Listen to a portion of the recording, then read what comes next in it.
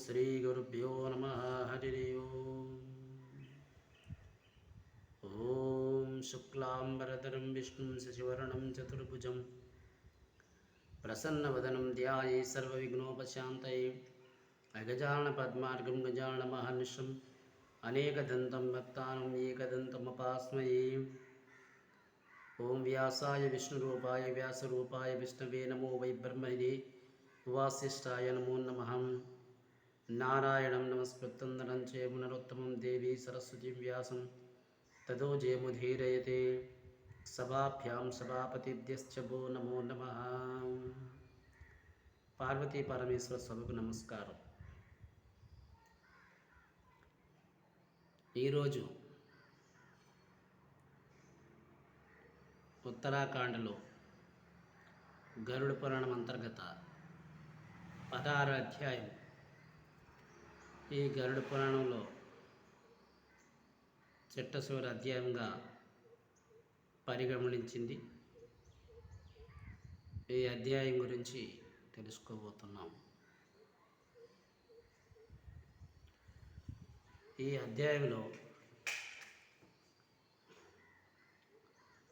గరుడు మోక్ష మార్గం గురించి అడగ్గా సర్వేశ్వరుడు ఖగేశ్వరుడు చల్లని దృష్టితో చూసి, ఓ గరుడ, యమదూతల చేత కొట్టబడి వెళ్తూ ఉండే జీవుడు భార్యాపుత్రులతో కలిసి జీవించిన కాలంలోనే సుఖాలు తలుచుకుంటూ కన్నీళ్లు పెట్టుకుంటూ దుఃఖపూరితుడు.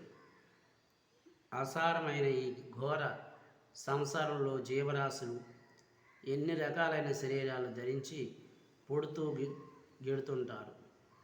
దీనికి అంతమనేది లేదు. ఎప్పుడు దుఃఖించేవాడు కానీ సుఖంగా ఉన్నవాడెవడో కనిపించడు. వారికి మోక్షం కలిగే ఉపాయం ఏమిటి చెప్పమని వేడాడు గరుడు. స్వామి, జీవుని సంసారాసక్తి వినము. దుఃఖాలతో నిండిన ఈ సంసార బంధంలో చిక్కుకొని అనేక విధాలుగా శారీరకంగా ధరించి అనేక జీవరాశులు జన్మమిస్తాయి, నశిస్తావు కూడా. అందరూ దుఃఖం పడేవారి కానీ సుఖపడేవారు ఎవరూ లేరు. ఇట్టి స్థితిలో జీవునికి మోక్షం ఎలా లభిస్తుంది అని గరుడు అడగ్గా శ్రీహరి ఇలా అన్నాడు. గరుడా, వినుము. శివుడు పరబ్రహ్మస్వరూపుడు, నిష్కలుడు, సర్వజ్ఞానుడు, సర్వకర్త, సర్వేశ్వరుడు, నిర్మలుడు, ఆదిత్యేయుడు, స్వయం జ్యోతి. అదే అంతం లేనివాడని నిర్వాకారుడు, పరత్పరుడు, నిర్గుణుడు, సచిదానందుడు. అతను మండుతున్న అగ్ని లాంటివాడని, అలాంటి నిప్పులు మంటలో నుంచి పైకి ఎగురుబడి నిప్పు కణాలతో జీవులు కర్మవశులై దేహం మునిగి వానికి చే ఆ శివుడి కంటే భిన్నుడై పుణ్యపాపం లోబడి తమ కర్మలు తగినట్లుగా దేహమును, ఆయువును, భోగమును పొందుచున్నాడు. అలాగే ఇచట మరికొన్ని విషయాలు వివరింపబడ్డాయి. తమ కర్మాన్ని బట్టి వారు స్థావరములు, పురుగులుగా, అజములు, పక్షులు, పశువులుగా అగుదురు. తర్వాత నరులు కర్మిక దేవతల చేత ఆయా ముక్తిని పొందుదురు. స్థావరాది జన్మలో పుణ్యము చేసి నరుడు జన్మిస్తాడు. 80 లక్షల జీవులో తత్వజ్ఞానం నందుగల శక్తి మానవునికి ఉంది. ఇట్టి మానవ జన్మం పొంది తత్వజ్ఞానానికి ప్రయత్నించిన వాడు ప్రయత్నించినట్లయితే ఎంతటి పాపి. అట్టి శరీరాన్ని పొంది ఆత్మీయతం విచారించేవాడు ఆత్మఘాతకుడు సుమ. దేవుడు రక్షించుకుంటూ పుణ్యకర్మాలు చేయాలి. శరీరమును ధర్మం కొరకై రక్షించుకోవాలి. ధర్మం జ్ఞానార్థమని, జ్ఞానం జ్ఞానయోగార్థమని గ్రహించాలి. తనను తానే ఉద్ధరించుకోవాలి. తనకు ఇతడు తనే అని తెలుసుకోవాలి. నరక ప్రాప్తి అనే రోగం తనకు రాకుండా సత్ప్రవర్తన, ధార్మిక బుద్ధి అనే ముందునని వాడాలి. మరికొంతకాలం తర్వాత పుణ్యకార్యాలు చెయ్యాలని అనుకోకూడదు. ముందే మార్గంలో ముసలితనం అనే పెద్ద పుల్లి పోంచున్నది. ఆయువు వచ్చి కుండలోని నీరు వంటిది, శత్రువులు రోగాలు పీడిస్తాయి అనే విషయాన్ని గుర్తించి తత్వజ్ఞానాన్ని పొంది ఉంచాలి. కాలాన్ని గుర్తించడం, నియమించడం చాలా కష్టసాధ్యం. మోహమనే మద్యమును తాగడం వలన తను ఎదురుగా బాధలు పడేవారిని, గతించే వారిని చూసి కూడా బాధపడడు. మానవుడు సంపదలను కలలు వంటివి. యవ్వనం పుష్ప లాంటిది, వాయువు మెరుపు లాంటిది. ఈ విషయాలన్నీ నువ్వు గమనించిన వానికి ధైర్యం ఉంటుందా? 100 సంవత్సరాల ఆయువు చాలా తక్కువ. నిద్ర, సోమరిపోతుతనం వీటితో సగం జీవితం పోతుంది. బాల్యం, రోగం, ముసలితనం, వ్యాధులు మొదలైన వానితో మరికొంత జీవితం పోతుంది. మిగిలినంత నీవు సాధించింది ఎంత? మృత్యు సదా సన్నిహితం సుమా. ఈ విషయాన్ని జీవి గుర్తించలేడు. తను చేయవలసింది ఏమిటి చేశాడు, ప్రస్తుతం కర్తవ్యం ఏమిటి అని విచారించడు. సంసార బంధంలో పడి సర్వం శాశ్వతమని కొని తోచినట్లు చేసి దిక్కుమాలిన స్థితిలో ఉంటాడు. ఇంతటి కారణం వీనిలో సంఘం అంటే ఆసక్తి. ఆయా విషయములందు ఆసక్తమైన మనస్సును మహాత్ములు సాంగత్యంలో ప్రవర్తించడం చేయాలి. మహాత్ములతోటి సంగమం పోగొడుతుంది. సంగముతో వివేకం కలిగి ఆలోచన నిర్మలమవుతుంది. ఇటివాడు సన్మార్గం ప్రవర్తిస్తాడు. జ్ఞాని ఆయా ముక్తిని పొందుతాడు. సంగమును విడిచిన వాడు అంధుడు. వాడు పడుతూ లేస్తూ ఉంటాడు, గమ్యాన్ని చేరడు. కొందరు తమ ఆచారాలను పాటిస్తూ కూడా ధర్మం నెరగడు. వారు డంబికులు. వారు శరీరాన్ని కష్టపెడుతూ అనేక వ్రతాలు, హోమాలు చేస్తూ మోక్షాన్ని కోరుతారు. మనసులోని సంఘం మాత్రం పోదు, ధర్మ ప్రవర్తన ఉండదు. అట్టి వారి ఈ వ్రతాదులు ఎందుకు? శరీరాన్ని బాధించుకుంటే ముక్తి వస్తుందా? పుట్ట మీద కొడితే లోన పోమ చేస్తుందా? అట్టివారు ఇతరులు భ్రమించజేస్తారు. సంసార సుఖములు అనిపిస్తూ నేను జ్ఞానిని అనేవాడు పనికి మాలినవాడు. సంఘం, భక్తి లేని కర్మ నిరుపయోగములని, అప్పుడు పాటించే నియములు వగేరా నిరుపయోగములని, డంబకములని తత్వజ్ఞాన మోక్ష శాసనమైన షట్చక్ శాస్త్రాలను చదివిన పరమార్థాన్ని తెలుసుకోలేకపోతే వారు పశువులే. వేదాలు, శాస్త్రాలు ఎన్ని చదివినా శోక మోహాది తరంగాల్లో భంగపడితే అంత వ్యర్థమే. అజ్ఞానులైన వారు, అహంకారులు విపరీత వ్యాఖ్యానాలు చేస్తారు, కానీ తత్వం నెరగదు. వంట రుచి గరటికి తెలుస్తుందా? తలపై పువ్వులను ధరిస్తే వాటి వాసన గమనించేది ముక్కు అంట. అంటే వేదశాస్త్రములను చదువున వ్యామావు నుండి నడుమునకు మేకను కట్టుకొని గొల్లవాడు మేకను నూతిలో వెతికినట్లుగా విద్వాంసులు మానుకున్నవారు, విద్వాంసులని అనుకున్నవారు తత్వజ్ఞానము ఉన్న శాస్త్రమును పరిశీలించుచున్నారు.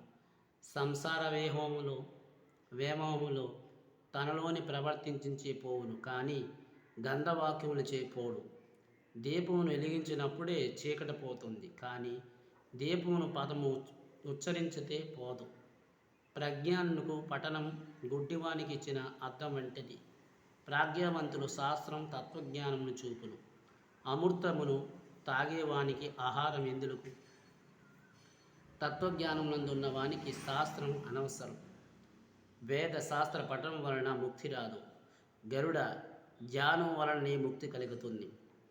ముక్తి కలుగుటకు బ్రహ్మచార్యాది ఆశ్రమములు, స్వదర్శములు, వర్ణములు ఏవి కారణము కాదు. గురువాక్యమే ముక్తినిచ్చును.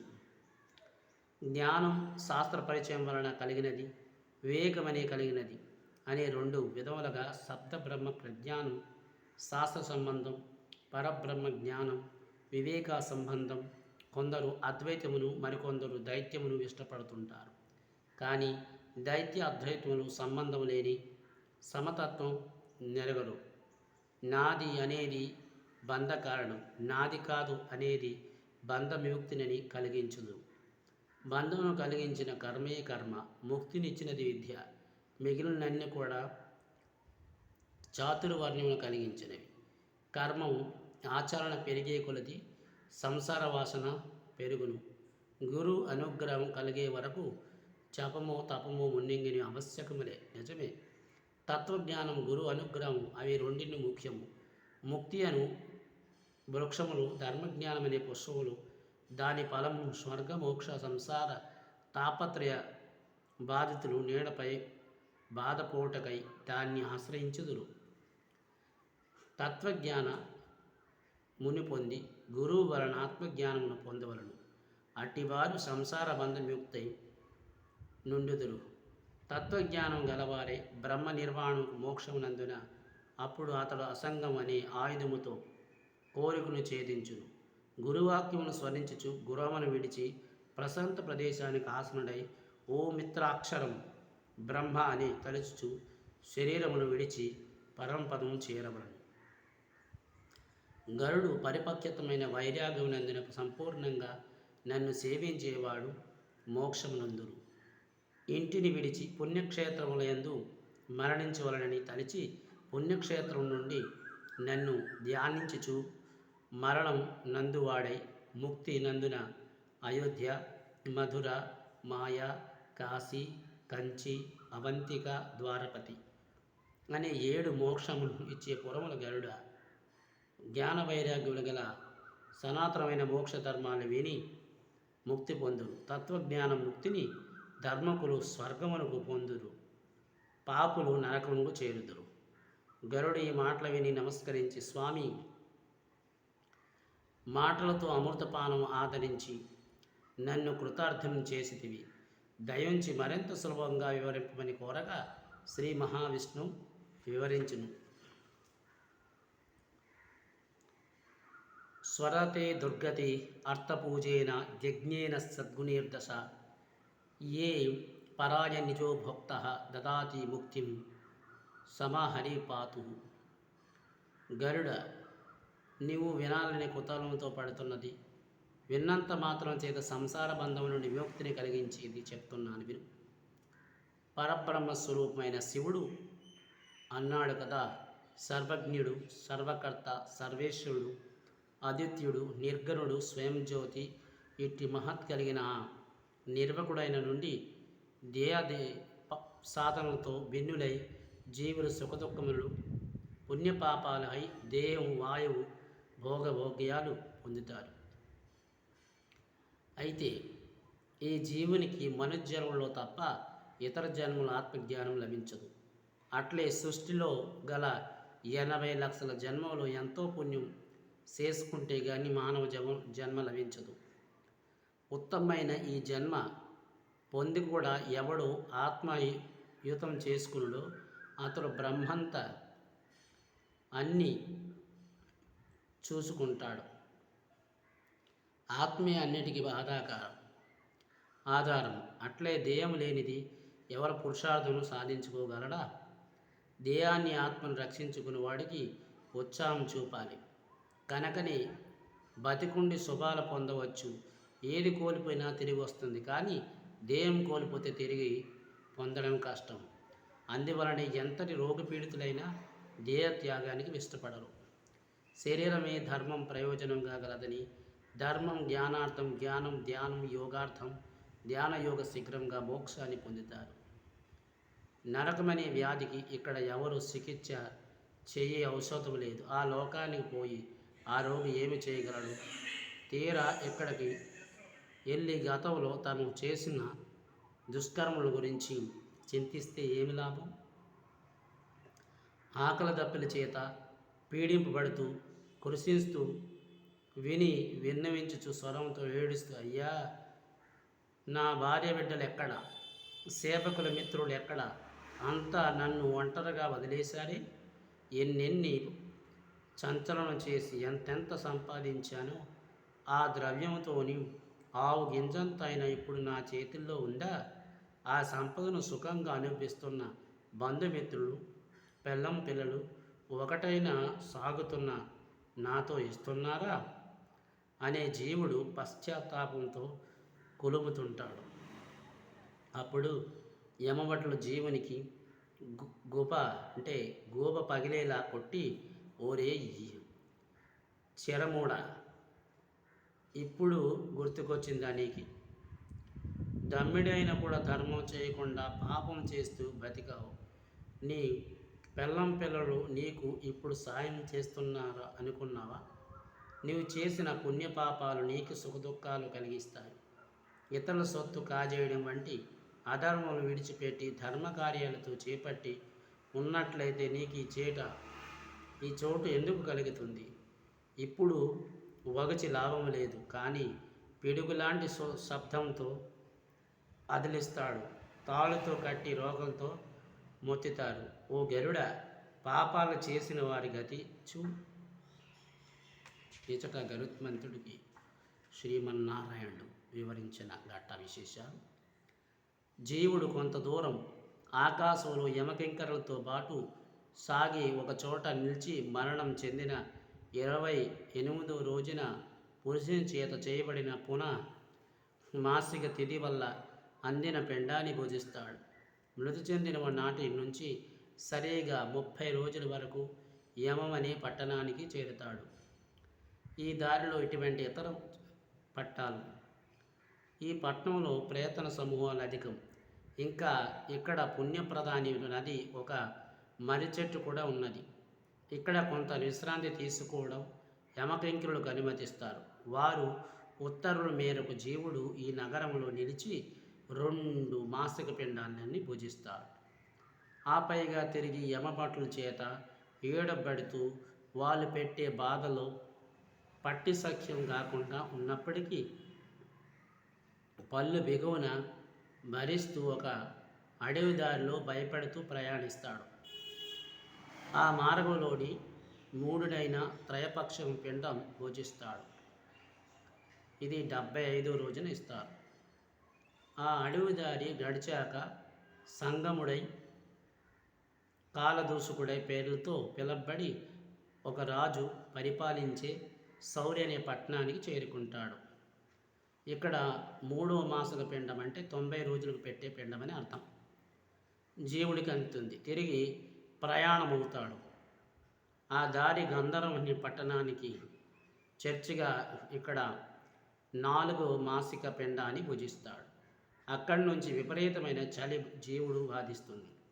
అది చాలదన్నట్లు ఎంతోమంది యమకింకరులు అక్కడే కూడి జీవునిపై శిలావర్షం కురిపిస్తారు.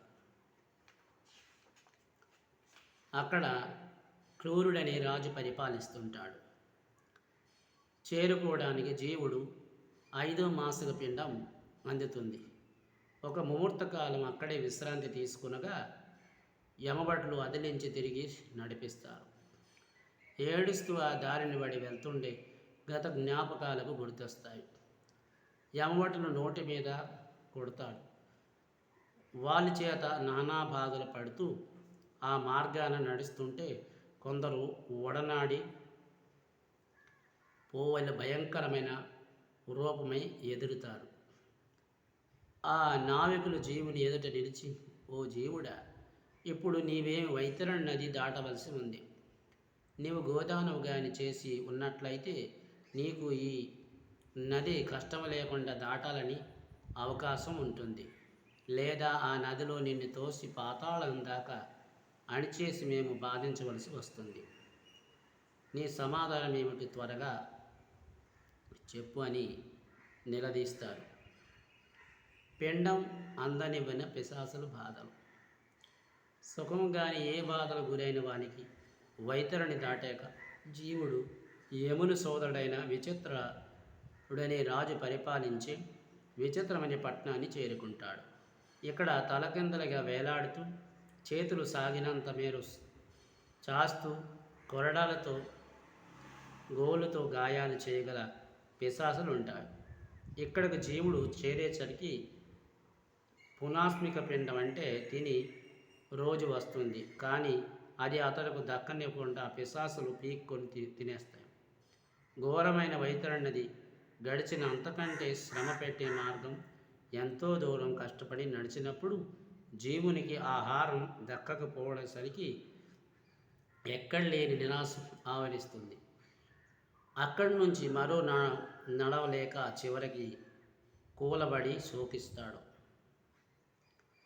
అప్పుడు పిశాసులు, హోరే మూడ, ఎవడు ఏనాడు ఎవరికి పిడకనైన మెతుకులు దాల్చిన నీకు ఇప్పుడు అందులోని బాధ ఎలాంటిదో తెలిసి వస్తుందా? నీవు జీవించే ఉన్నప్పుడు నిన్ను యోచించే వారిని పొమ్మని దూషించేవు. మరణం అనేది ఒకటి ఉందని, అది తప్పదని ఆనాడు గుర్తించకపోతేనే ఇది నీకు శిక్ష అని ఈడ్చు తంతూ ఉంటారు. ఆ పిశాసుల పిండం లాక్కుని భుజిస్తున్నప్పుడు రాలిన పిండశేషం అప్పుడు జీవుని గతేటి. ఆకలితో మలమలాడుతూ, ఏకధారంగా శోకిస్తూ, అత్రంగా సూక్ష్మాది ఆహారం తునకలుగా ఏరుకుంటూ జీవుడు హల్లాలిపోతుంటాడు. అప్పుడు పాపను ఉద్దేశించి, ఓ కఠినాత్ముడా, మనుషు జన్మ అనేది నీ పూర్వజన్మ పుణ్య విశేషం వల్ల దక్కింది. దాన్ని కావలసిన రీతిగా కొని సద్వినియోగం పరుచుకోవచ్చు. అటువంటి జన్మను నిరార్థకం గడిపి ఇప్పుడు ఏడుస్తున్నావా? ఇప్పుడు తెలుసో ఏమి చేయలేని నిశ్చయపరుడవై అనుభవించు అని దుర్భాషలాడతారు. శ్రీ మహావిష్ణువు చెప్పుచున్నారు, ఓయి గరుడ, కనీసం ఉదకుంభ దానం చేస్తున్నట్లయితే జీవునికి దప్పుకైనా తీరుతుంది. నీరు నిండిన పాత్రలతో సహా దానం చేసినట్లయితే ఈ ఫలం సిద్ధిస్తుంది. 7వ మాసం పూర్తయ్యే వరకు జీవుడు నడుస్తుంటూ ఉండి దారి సగం మాత్రమే తిరిగినట్లు అనిపిస్తుంది. నిస్పృత బడలిక నుంచి ఉపశమనం పొందాలంటే ఆ జీవుని పేరిట సంబంధికులు బ్రాహ్మణులకు అన్నదానాదులు జరిపించవలసి ఉంటుంది. అలాగే 8వ నెల జీవుడికి పక్వపదం అనే పట్నం, 9వ నెల లోపల దుఃఖదం అనే పట్నం దారిలో తగులుతాయి. ఈ 2 చోట్ల జీవునికి మాసిక పిండంతో కొంత ఆకలి తీరుతుంది. 10వ నెలలో అక్రందం అనే నగరాన్ని చేరి 10వ మాసిక పిండంతో కడుపు నింపుకొని ముందుకు సాగవలసి ఉంటుంది. ఈ నగరంలో భృస్వర్జనం జరిగించిన పాపులు నానా యాతనలు పడుతూ గుంపులుగా సంచరిస్తుంటారు. వారు ఘోషలను చిల్లులు పడుతుంటే జీవుడు మాటికి తుళ్ళుపడి అరుస్తుంటాడు. తిరిగి నడక సాగించి 11వ మాసానికి జీవుడు సుతప్తం అనే పట్టణానికి చేరుకుంటాడు. అక్కడ 11వ మాసిక పిండాన్ని భుజిస్తాడు. ఇక్కడ కూడా పాపులు రోదళ్ళు దిక్కులు పిక్కలాడలేగా వినిపిస్తుంటాయి. అక్కడి నుంచి బయలుదేరి వెళ్ళిన జీవుడు శీతభ్రం అనే పట్టణం చేరుకుని అక్కడ 12వ మాసం పిండం భుజించి 4 దిక్కులు చూసి దుఃఖిస్తుంటాడు. యమవట్లు, ఓరి పాపి, నీకు ఇంకా ముందు ఎన్నో యాతనలున్నవి. ఇవో కారణం, నువ్వు చేసిన పుణ్యం అల్పం కావడమే. భార్యాపుత్రుల మీద వేహాముతో ఇవన్నీ అకృత్యాలు పాల్పడ్డావు. పద అంటూ అదలిస్తారు. యముని పట్నం చేరువలో ఉండగా ఉనాబ్దిక మాసిక పిండాన్ని చివరాహారంగా గ్రహిస్తూ జీవుడు అది అతడుకు ఆఖరి ముద్ద. యమపురి 344 ఆమడులో వేడల్పు ఉంది. దీనికి నేను ఇంతకుముందే వివరణ ఇవ్వడం జరిగింది. ఒక ఆమడం 8 మైళ్ళు అని చెప్పడం జరిగింది. ప్రాణులతో ఇవి కేవలం నరకానికి మాత్రం ప్రత్యేక పరిమితులని అలరాడుతూ ఉంటుంది. జీవుడు చేసే పాపపుణ్యాలు తెలిసి యమునకు విన్నపం చేస్తే 12 మంది శ్రవణులు ఈ యొక్క పట్టణాన్ని ఉంటారు. జీవులు ఈ 12 గురించి నిత్యం ఆరాధిస్తుంటే అంతకాలంలో మేలు జరుగుతుంది. శ్రవణులు ఆరాధిస్తూ అంతకాలంలో జీవుడు యమపురికి చేరుకున్నప్పుడు జీవుడు పాపాలు చెప్పక పుణ్యాలు మాత్రమే యమునికి వారి వినిపిస్తారు. తద్వారా యముడు విధించే శిక్షలో కాఠిన్యం కొంత మెరుగైన తగ్గుతుందని తెలియాలి. కనుకనే శ్రవణులు ఆరాధించడం శ్రేయస్దాయకం అని చెప్పాడు వాసుదేవుడు. యమును దక్షిణ దిశను తన కార్యకలాపాలను విచక్షణవంతంగా కొనసాగిస్తాడు. జీవుడు పాపపుణ్యాలు శ్రవణ సాయంతో విచారం చేస్తుంటారు. అంగుష్ట ప్రమాణం రూపం. యమపురికి చేరే జీవుడు పరిమాణం కేవలం బొటనవేలు మాత్రమే. అది వాయుస్వరూపులోనే ఉంటుంది. దాన ధర్మాలు చేసిన వారు దైవభక్తి పరాయణులు ధర్మ మార్గాన్ని విమానంలో ఆ లోకానికి వెళ్తారు. వారు ఉత్తములు కనుకనే వారికి నరకయాతనలు ఉండవు. ఇక పెద్దలు గురువులు గౌరవించ వారు వారికి దాన ధర్మాలు చేసినట్లు వారు బాగా పడిన పరిగెత్తులు అందమైన గుర్రాలపై వెళ్ళగలుగుతారు చేసినవారు. అట్లే మోక్ష ప్రేక్తులై వేదశాస్త్రాలు నెరిగి భగవంతుని చింతన చేసేవారు హంసలను పూంచుకొని విమానంలో వెళ్తారు. పైగా చెప్పబడిన పుణ్యాలు ఏవీ చేయని వారు పాపులు. వీరికి యమకంకరుల దండంలో దారి మొత్తం నడక తప్పదు. దారి అంతటా మొదట్లో చెప్పినట్ల కత్తిలంటే ఆకు నుండి వృక్ష లయము అవుతుంది. పథ మార్గంలో మేలు చేయగల దానములు. అప్పుడు గరుడు స్వామి, పథదానం ఒకటి ఉన్నట్లుగా విని ఉన్నాను. అది ఏ విధంగా చెయ్యాలి? నాకు ఆ వైనాన్ని వివరించవలసిందిగా అని కోరగా శ్రీహరి సంతోషిస్తే, వైనతేయ, నీ జిజ్ఞాసు ఎంతో మెచ్చదగినవి. అది కూడా చెప్పుచున్నాను విను. గొడుగు, పావుకాలు, దండం, వస్త్రం, ఉంగరం, పీట, గంట, సాలగ్రామం, పంచపాత్ర, ఉద్ధరణి, జన్యం, పూజా ద్రవ్యములు, బియ్యం, నీటితో నింపిన కలశం, భూమి, అన్నదానం వంటివి సత్ప్రవర్తన గల బ్రాహ్మణులకు ఇచ్చినప్పుడు సంకల్పం చెప్పుకొని నరక మార్గాన్ని నేను నడుచుచున్నప్పుడు నా పతయందును ఆపదలు నివారణమై అని మంత్రముతో కూడా అట్టివి దానం చెయ్యాలి. జీవుడు తన జీవిత కాలములో వీటిని ఎప్పుడైనా దానం చేయవచ్చును. ఇది పతదాన విధం. వీటికి ఒక్కొక్క విధముగా ఫలితము లభించును. మొత్తం మీద జీవునికి నరకంలో మార్గాయసం కలగకుండా రక్షిస్తుంది. యమవటులు కూడా పై ఉన్న దానములు చేసే దాతకు బాధించకుండా ఆదరణతో తీసుకుని వెళ్తారు. మరికొన్ని విశేష దానములు ఫలితములు వివరిస్తాను, గ్రహించు. వర్షేవథాతభస్య హరం వరుణేనస్య వినుర్మతం తస్మాశ్చత్ర ప్రదానేన వరుణం శాంతిదే భవేత్. ఛత్రదానం వలన వరుణలోక ప్రాప్తి. షణ్ముఖన్యప్రియం వస్త్రం చిత్తవర్ణం మనోహరం వస్త్రోప్రదానే స్కంధం పాపం వ్యాపోహి.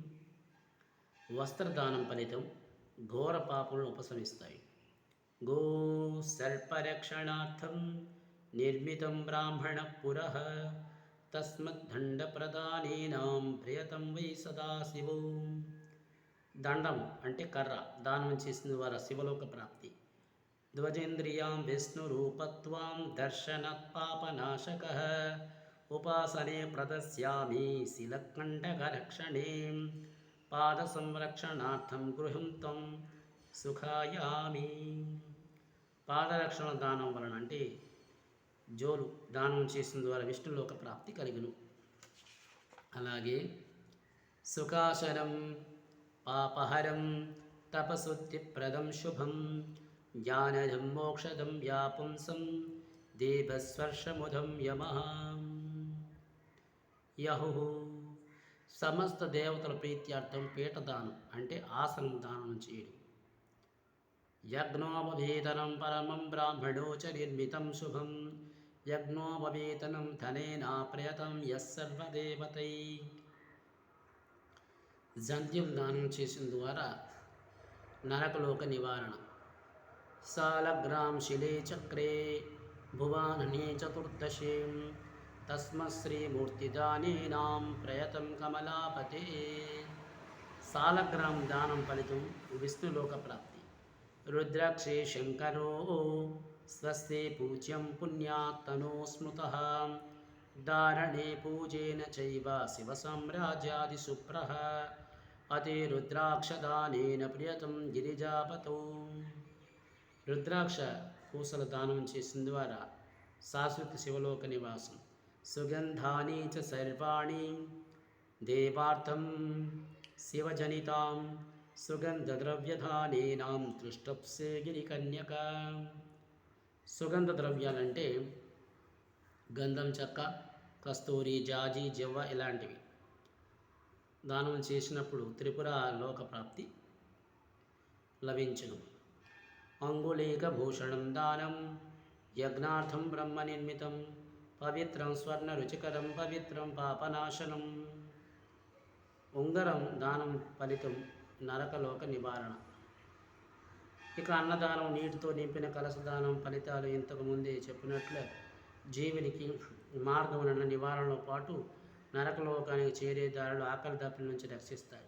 స్వయంగా జీవుడు ఇవి దానం చేయకపోయినా మరణించిన వారి నిమిత్తం ఎవరు చేసినో మంచిదే. ఖగరాజ శ్రవణం ద్వారా జీవుడు పాపపుణ్యాలు విని యమధర్మరాజు జీవుడు మాటలిస్తే చేస్తూ పాపాన్ని మాటలతోనూ దేవతలు చేసే పాపములు చేతులతోనే మనసులో చేసి పాపాలు మనోవేదన చేతను అనుభవిస్తుంటాడని చెప్పారు. వాక్ సంబంధించిన దోషములు అంటే మాట్లాడడానికి కలిగే ఫలితాలు.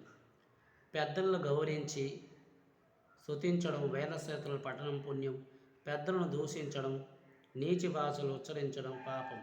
ఇక్కడ నీచి భాషలు అనగా అనుకూడని మాటలు అనడం అర్థం. అటువంటి పాపికి నోటి అందరు పురుగులు పడుతూ దుర్వాసన వస్తుందని.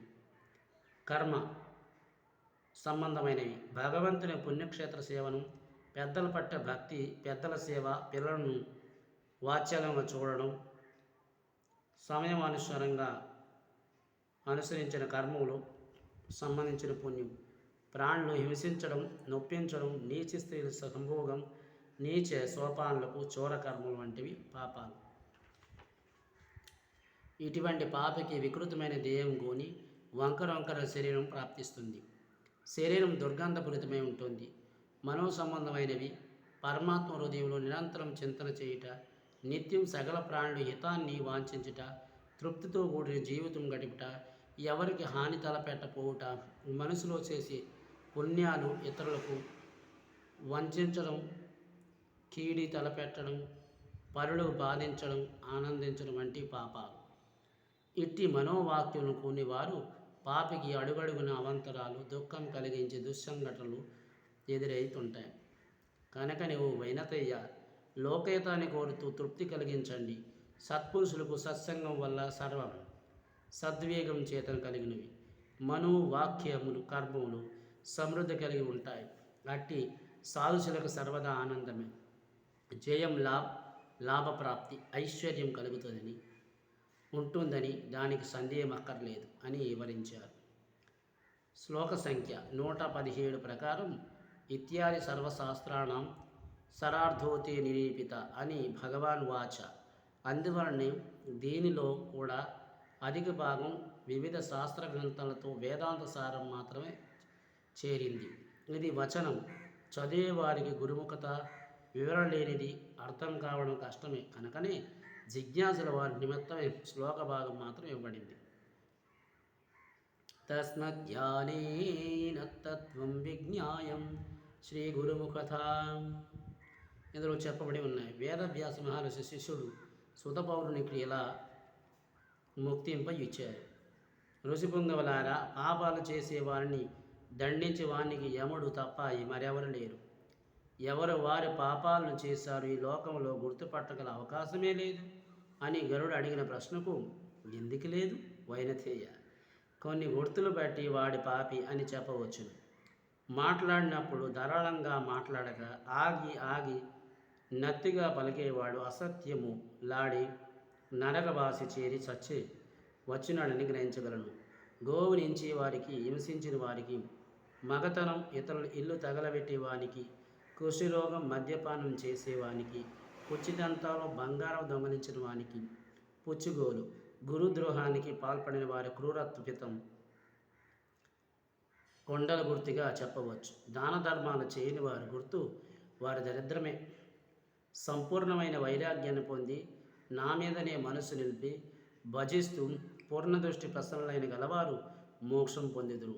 మరణకాలంలో ఎవరు స్వగృహాన్ని విడిచి తీర్థమును నివాసిస్తారో, మోక్షమిచ్చే క్షేత్రంలో ఎవరు మరణిస్తారో వారికి తప్పక ముక్తి లభిస్తుందని అయోధ్య, మధుర, మయాపురి, కాశీ, కంచి, అవంతిక, ద్వారపతిని 7 పురాల మోక్షాలు ఇచ్చినవని గరుడ నీకు చెప్పిన సనాతనమైన జ్ఞాన వైరాగ్యాన సహితమైన ఈ మోక్ష ధర్మాన్ని ఎవరు వింటారో వారు మోక్షమును పొందుతారు.